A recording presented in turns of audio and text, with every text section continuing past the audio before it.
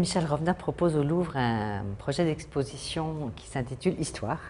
Donc la grande histoire humaine et les petites histoires individuelles. Et elle s'articule en 3 lieux, donc 3 géographies, mais qui correspondent aussi à 3 temporalités. Au rez-de-chaussée, on commence l'exposition par le département des Antiquités orientales. Donc on a une première intervention qui met un peu en abîme les objets archéologiques conservés au musée et une sorte d'archéologie du présent.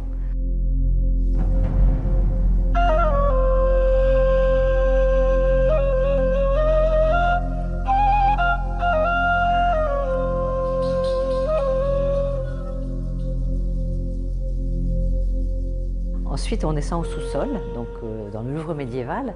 Là, elle nous projette une vision inversée de la pyramide, qu'elle appelle la restauration du Louvre. En fait, c'est tout simplement la cour du Louvre avec la pyramide.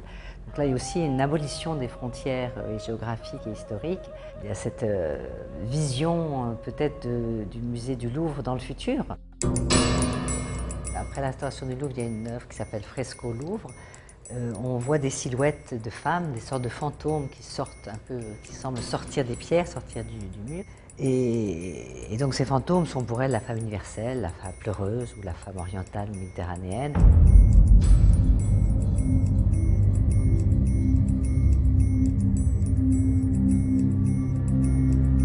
Et à l'extérieur sont les 2 macomes, qui veut dire le lieu, l'espace, qui elles sont des constructions réelles de pierre venant de maisons détruites, soit d'Israël mais aussi de Palestine. Et elle a demandé à des maçons israéliens et palestiniens de reconstruire ces maisons. Ces 2 macomes symbolisent d'abord la collaboration humaine et ce savoir-faire de la construction quasiment en pierre sèche qu'ils ont trouvé telle quelle et qu'ils n'ont pas retaillée. Donc il y a eu un énorme travail de tri et d'assemblage, de numérotation de ces pierres, donc à la manière de l'archéologie. Et donc le premier macome est donc construit en pierre calcaire et un deuxième macome qui lui est en pierre volcanique.